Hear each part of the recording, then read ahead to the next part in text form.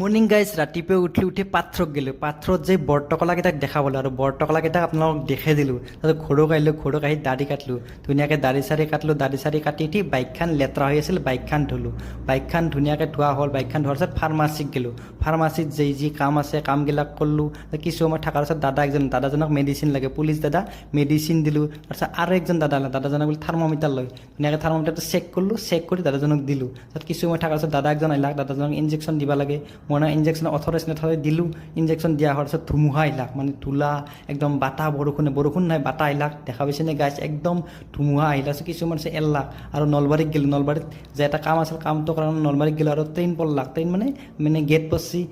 ট্ৰেইনখন গ'ল তাৰপিছত মই ধুনীয়াকৈ চেণ্টাৰত গ'লোঁ ধুনীয়াকৈ চেণ্টাৰত যি কাম আছে চেণ্টাৰৰ কাম চামবিলাক কৰিলোঁ ধুনীয়াকৈ কাম হ'ল চেণ্টাৰৰ কাম হ'লে ধুনীয়াকৈ গুচি আহিলোঁ ৰিটাৰ্ণ আহিলোঁ ধুনীয়াকৈ ৰিটাৰ্ণ ফাৰ্মাচীক লৈ আহিলোঁ এইটোৱে মিলক ভিডিঅ'টো সম্পূৰ্ণকৈ চোৱাৰ বাবে ধন্যবাদ।